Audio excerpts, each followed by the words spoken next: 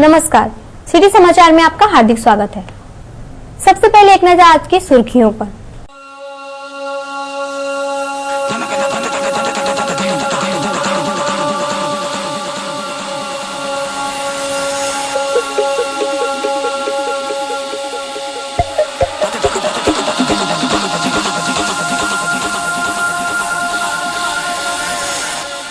आरक्षित टिकटों की कालाबाजारी में सभी शामिल।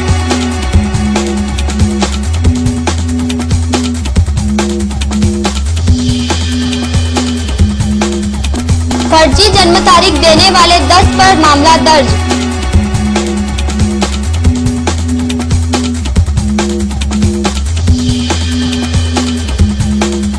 जिला परिषद बांधकाम विभाग को अध्यक्षा की लताड़।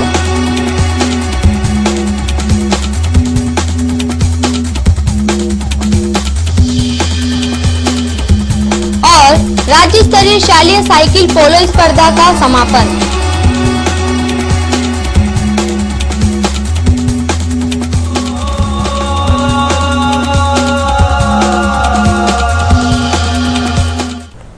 अब समाचार विस्तार से। अकोला रेल स्थानक पर आरक्षित टिकटों की जमकर कालाबाजारी हो रही है, जिसमें अनाधिकृत एजेंट आरपीएफ, जीआरपी व टिकट बाबू की मिलीभगत है, जो रोजाना हजारों और महीनों में लाखों की कमाई कर रहे हैं। अकोला रेल स्थानक पर आरक्षित टिकटों की बड़े प्रमाण में कालाबाजारी चल रही है। अनाधिकृत एजेंट आरक्षित टिकटों की कालाबाजारी कर यात्रियों को लाखों रुपयों का चूना लगा रहे हैं। आरक्षित टिकटों की इस कालाबाजारी में अनाधिकृत एजेंट, बुकिंग क्लर्क, आरपीएफ व जीआरपी की मिलीभगत है, जिसके कारण कालाबाजारी पर किसी भी प्रकार की रोक नहीं लग पा रही है। सबसे अधिक कालाबाजारी विदर्भ एक्सप्रेस व अमरावती सीएसटी अंबा एक्सप्रेस पर होती है। तत्काल टिकटों के लिए तो बड़ा अभियान ही चलाया जाता है। एजेंट के लड़के जो अकोटफैल, न्यू तापड़िया नगर, शंकर नगर में रहते हैं, वे रात में ही यहाँ आकर सोते हैं और सुबह आरक्षण खिड़की के सामने लाइन लगाते हैं। एक लड़के के पास 4-5 फॉर्म होते हैं। आमतौर पर एक यात्री यदि 2 फॉर्म देता है तो चिड़चिड़ करने वाले बुकिंग बाबू एजेंट के फॉर्म देखते ही अर्थपूर्ण मुस्कुराहट चेहरे पर लाकर उन फॉर्मों को स्वीकारते हैं। इस कालाबाजारी के आंकड़े अवाक कर देने वाले हैं। एक टिकट के पीछे लड़कों को 100 रुपये, बाबू को 50 तथा जीआरपी व आरपीएफ का हिस्सा व एजेंट का मुनाफा इस प्रकार 400 रुपये होते हैं। टिकट यदि 300 रुपयों की हो तो यात्री से 800 से 1000 रुपये लिए जाते हैं।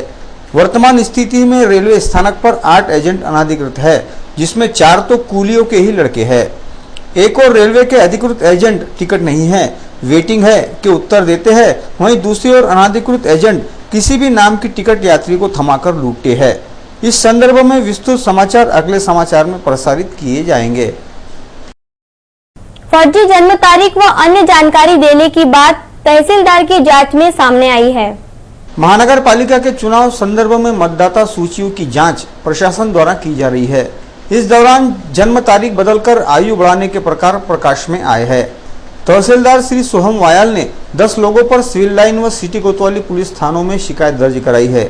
अपनी जन्म तारीख अथवा अन्य जानकारी फर्जी देना कानूनन अपराध है, जिसमें 1 साल का दंड हो सकता है, जिसके कारण किसी को भी दबाव में न आते हुए फर्जी जानकारी देकर अपना भविष्य खराब न करे, इस प्रकार का आह्वान तहसीलदार श्री सोहम वायल ने किया है। ऑक्टोबर महिन्यामध्ये 1 ऑक्टोबर ते 1 नोव्हेंबर या कालावधीमध्ये मतदार यादीमध्ये नाव समाविष्ट करण्यासाठी अकोला पूर्व आणि पश्चिम दोन्ही मतदारसंघामध्ये मोहीम राबवली गेली। या मोहिमेच्या अनुषंगाने मतदार यादीमध्ये ज्यांचं वय 18 वर्ष पूर्ण झालं त्यांनी नाव टाकण्यासाठी या ठिकाणी बरेचसे अर्ज केलेले आहेत।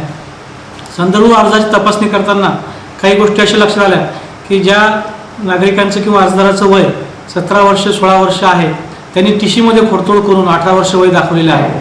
अशा 9 ते 10 लोकांची आज आम्ही तपासणी केली।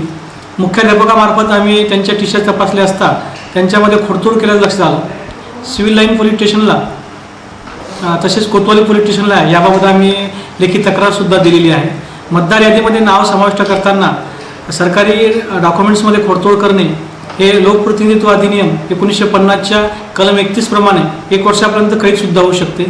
बऱ्याचशा लाभार्थ्यांचे जे अर्ज आहेत ते इतर लोकांनी भरून दिलेले आहेत। असे जर काही अर्ज दुसऱ्या लोकांनी भरले असतील तर कृपया विद्यार्थ्यांनी आपलं भविष्य कोणत्याही परिस्थितीत यामध्ये खराब न होऊ देता स्वतः आपले अर्ज मागे घ्यावे। 8 महीनों की अवधि बीत जाने के बाद भी जिला परिषद के बांधकाम विभाग ने 24 करोड़ रुपयों की निधि खर्च नहीं की, जिसे लेकर जिला परिषद अध्यक्षा ने दोषी अधिकारियों पर कठोर कार्यवाही के संकेत दिए हैं। अकोला जिला परिषद के बांधकाम विभाग ने 8 महीने बीत जाने के बाद भी 24 करोड़ रुपयों की निधि अखर्चित रखने के समाचार सिटी न्यूज पर प्रसारित होते ही जिला परिषद में हड़कंप मच गया।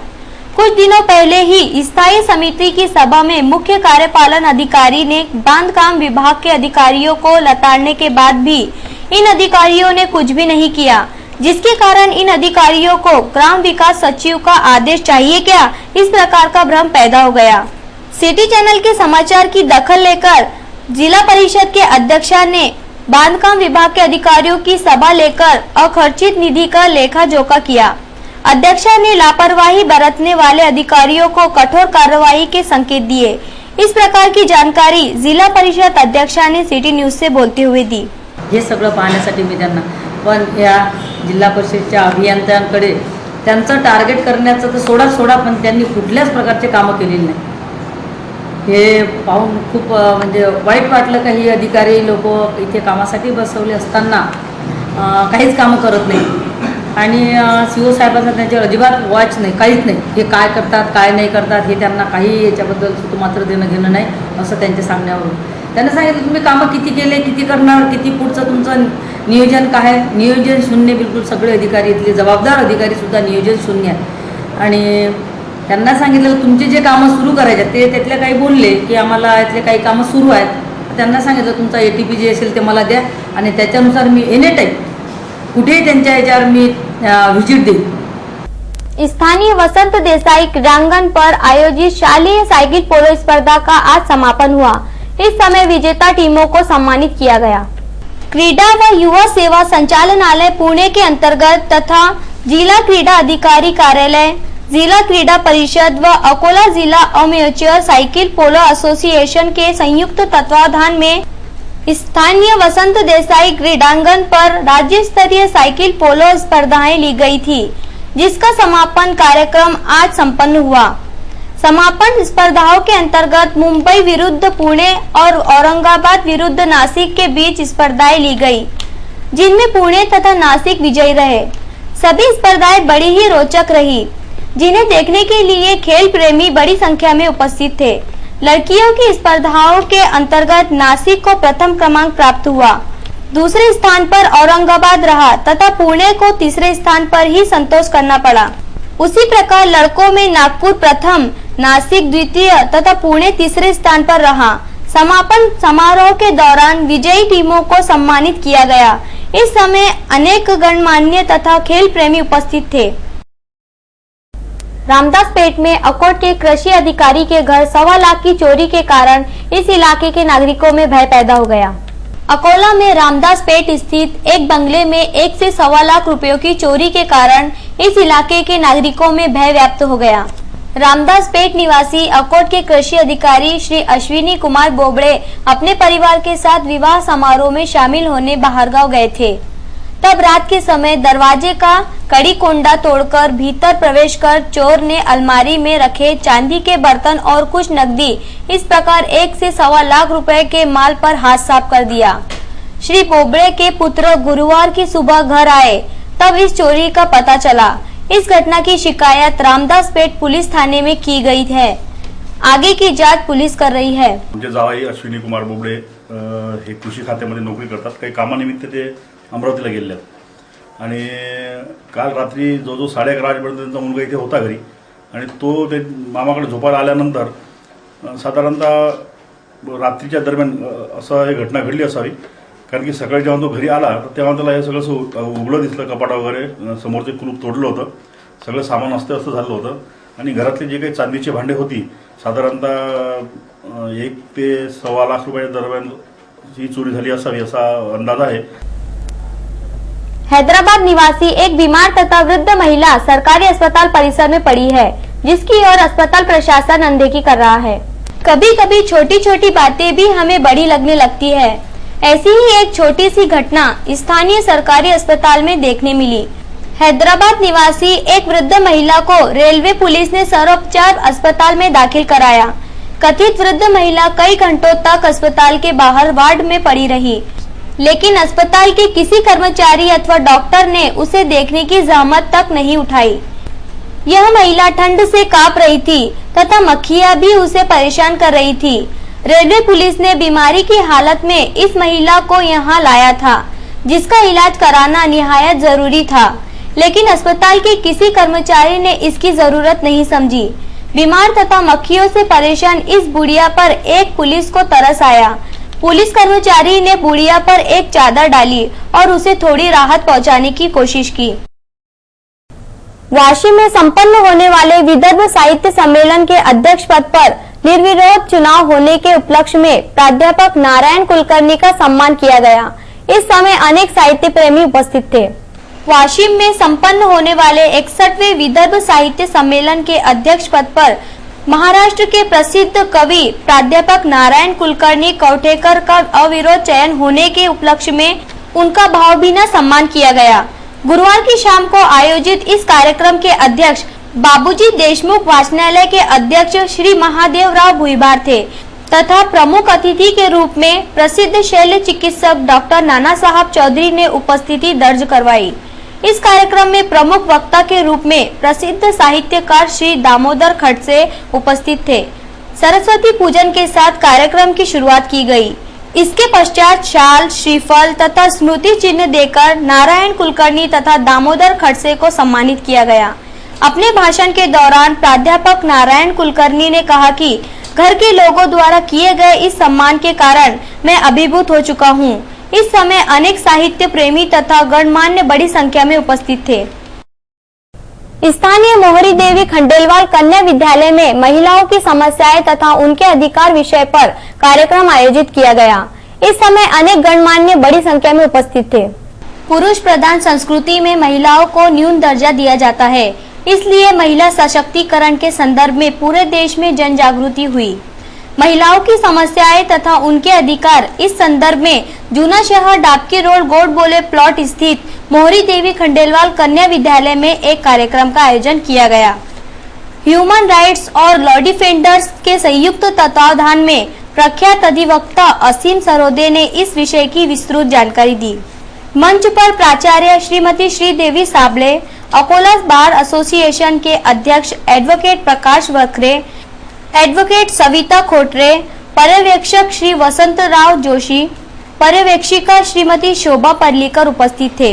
अतिथियों का परिचय तथा प्रास्ताविक श्री दिलीप बांगर ने किया। संचालन श्रीमती शारदा नागलकर तथा आभार प्रदर्शन श्री पंकज खराबे ने किया। कार्यक्रम सफल बनाने के लिए मोहरी देवी के सभी प्राध्यापक, अध्यापक तथा कर्मचारियों ने परिश्रम लिया। महानगर पालिका का अतिक्रमण विभाग केवल पांचट कार्रवाई कर वरिष्ठ अधिकारियों को गधा बनाने का काम कर रहा है। अकोला महानगर पालिका का अतिक्रमण विभाग केवल पांचट कार्रवाई कर अपना अस्तित्व टिकाने का भरसक प्रयास कर रहा है। गुरुवार को वसूली मास्टर डोंगरे की अनुपस्थिति में अतिक्रमण विभाग ने मुख्य बस स्थानक के पास अतिक्रमण हटाने का नाटक किया। इस नौटंकी में उन्हीं लोगों को परेशान किया जो हालत के मारे है। जिन लोगों की दबंगई से पूरा बस स्थानक डरता है, उनके अतिक्रमण हटाने की बजाय अतिक्रमण दस्ता उन्हें नमस्ते राम राम कहकर आगे बढ़ गया। महानगर पालिका के अतिक्रमण विभाग को बंद कर इस विभाग के अधिकारी व कर्मचारी को कोंडवाड़ा विभाग में स्थानांतरित किया जाए, इस प्रकार की मांग हो रही है। अतिक्रमण विभाग के कर्मचारी पोचट व पांचट कार्यवाही कर वरिष्ठ अधिकारियों को बेवकूफ बना रहे हैं। इस विभाग की लापरवाही के कारण ही गुंडों के अतिक्रमण बढ़ रहे हैं और इसी के कारण शहर में कभी भी तनाव की स्थिति पैदा हो सकती है। अस्थमा रोग को लेकर जन जागृति ही इससे बचने का उपाय है। इस प्रकार का प्रतिपादन अस्थमा रोग विशेषज्ञ डॉक्टर प्रशांत अग्रवाल ने सिटी चैनल के विशेष कार्यक्रम में बोलते हुए किया। बुधवार 16 नवंबर को विश्व अस्थमा दिवस पर सिटी चैनल द्वारा स्वास्थ्य विषयक कार्यक्रम हेलो सिटी चैनल का सीधा प्रसारण रात 9 बजे किया गया। इस कार्यक्रम में दमा व अस्थमा रोग विशेषज्ञ डॉक्टर प्रशांत अग्रवाल ने दमा व अस्थमा रोग पर प्रकाश डाला। इस सीधे प्रसारण कार्यक्रम में दर्शकों ने टेलीफोन के माध्यम से प्रश्न पूछकर अपनी समस्याओं व जिज्ञासाओं का निराकरण किया। सिटी चैनल के संचालक श्री प्रदीप देशमुख के मार्गदर्शन में लिए गए हेलो सिटी चैनल कार्यक्रम का संचालन संपादक श्री अविनाश पर्लिकर ने किया। इस कार्यक्रम को सफल बनाने के लिए मुख्य तकनीशियन श्री मनीष देशमुख, सहायक तकनीशियन सागर गोले व दीपक यादव ने प्रयास किया। इस कार्यक्रम के माध्यम से डॉक्टर प्रशांत अग्रवाल ने आह्वान किया कि अस्थमा रोग का प्रसारण तेजी से बढ़ रहा है, जिसे देखते हुए लोग अपने स्वास्थ्य को बनाए रखें और अस्थमा के कारणों से बचें। तो डॉक्टर साहेब, अजून एक प्रश्न असा होता की अनेक आजार हे क्युरेबल किंवा इनक्युरेबल असं म्हणतात किंवा काही आजार पूर्ण बरे होतात आणि काही आजार असे असतात की जे त्याच्यावर सहसा औषधे घेत राहा आणि वाट पाहत राहा असं म्हणतात। तर हा जो आजार आहे सीओपीडीचा हा पूर्ण बरा होऊ शकतो का? नाही, सीओपीडीचा विशेष करून सीओपीडी म्हणजे हा जो बीडी सिगरेटमुळे हा जो दमा होतो सीओपीडीचा हा पूर्णपणे बरा होऊ शकत नाही। पण जर वेळीच आपण उपचार नाही केला तर हा आजार खूप झपाट्याने, एकदा जर हा आजार लक्षात आला तर त्यानंतर हा आजार खूप झपाट्याने वाढतो। याउलट अस्थमामध्ये बरेच वर्षानुवर्ष पेशंट त्रास सहन करतो आणि थोडाफार उपचार करतो आणि चालत राहतो, त्याला काही प्रॉब्लेम होत नाही। पण सीओपीडीमुळे पेशंटचा तसं नाही होत। पेशंटचा हा एकदा जर त्याचं निदान झालं त्यानंतर हा आजार खूप झपाट्याने वाढायला लागतो। अग्रसेन भवन के पास निर्माणाधीन इमारत का मटेरियल पूरे मार्ग पर डालने के कारण यहाँ का मुख्य रास्ता ही बंद पड़ा है। अकोला महानगर पालिका के अतिक्रमण विभाग की निष्क्रियता के कारण सभी और मनमानी चल रही है। अग्रसेन भवन के पास एक बड़ी इमारत का निर्माण कार्य चल रहा है। निर्माण कार्य करने वाले ठेकेदार ने रेत, गिट्टी, ईंटें तथा सरिये मुख्य रास्ते पर ही डाल रखे हैं, जिसके कारण यह रास्ता बंद के समान हो गया है। इस मार्ग से गुजरने वाले वाहन धारक फेरा लगाकर जाने के लिए विवश हो गए हैं। इस इमारत का निर्माण कार्य लंबे समय तक चलने वाला है, तब तक यह रास्ता बंद ही रहेगा।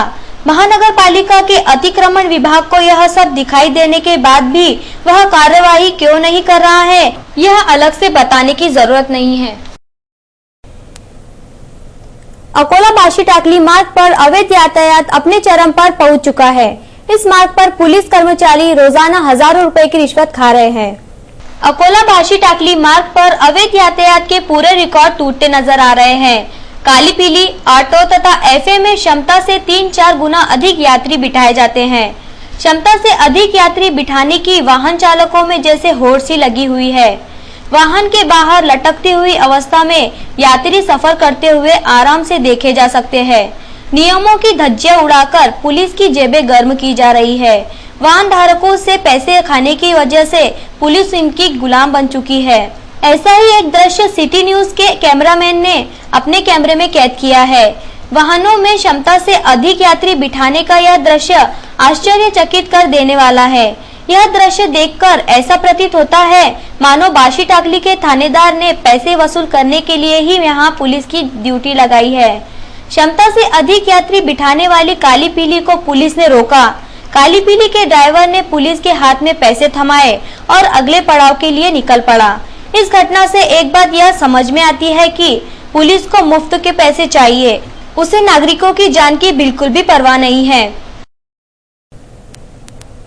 नीमवाड़ी परिसर में पुलिस के लिए बनाए गए क्वार्टर्स खंडर में तब्दील हो रहे हैं, जिसकी ओर वरिष्ठ अधिकारियों का ध्यान नहीं है। शासन लाखों रुपए खर्च करके कर्मचारियों के लिए आवास बनाती है, लेकिन कर्मचारी शासन द्वारा दी गई इस सुविधा को नजरअंदाज करते हैं। शहर के नीमवाड़ी परिसर में भी ऐसा ही नजारा देखने को मिल रहा है। इस जगह पर पुलिस कर्मचारियों को रहने के लिए 96 क्वार्टर्स बनाए गए हैं, लेकिन सिर्फ 10 क्वार्टर्स में ही पुलिस कर्मचारी सपरिवार रह रहे हैं तथा शेष क्वार्टर्स खंडर में तब्दील हो गए हैं। इन क्वार्टरों के दरवाजे तथा खिड़कियां अपनी जगह से गायब है। छत के कवेलू गिर चुके हैं, दीवारें टूट चुकी हैं तथा आसपास कचरे के ढेर लगे हुए हैं। एक और लोगों को रहने के लिए घर नहीं है, तो दूसरी ओर घरों की उपेक्षा की जा रही है। शासन की लाखों रुपए की संपत्ति का बंटाधार करने का हक इन लोगों को किसने दिया है, यह शोध का विषय बन गया है। बोरगांव मंजू स्थित आंगनवाड़ी के बच्चों ने कुपोषण से संबंधित रैली से बढ़ चढ़कर भाग लिया। बोरगांव मंजू स्थित आंगनवाड़ी के बच्चों ने कुपोषण मुक्त अभियान के संदर्भ में एक रैली का आयोजन किया। इस रैली में छोटे छोटे लड़के तथा लड़कियों ने बढ़ चढ़कर हिस्सा लिया। इस समय बच्चे अपने हाथों में कुपोषण से बचने के संदर्भ में बैनर लिए हुए थे। रास्ते से मार्गक्रमण करते हुए बच्चे बहुत ही प्यारे लग रहे थे। अंत में एक नजर आज की सुर्खियों पर।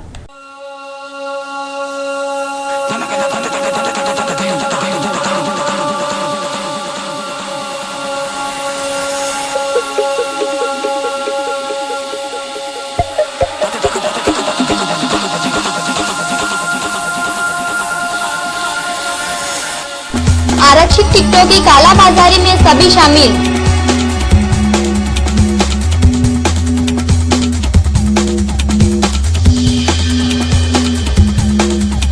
फर्जी जन्म तारीख देने वाले 10 पर मामला दर्ज।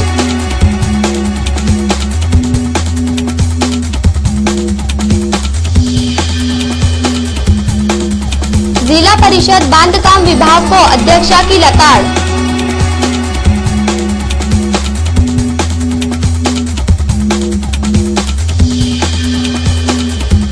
और राज्य स्तरीय शालेय साइकिल पोलो स्पर्धा का समापन।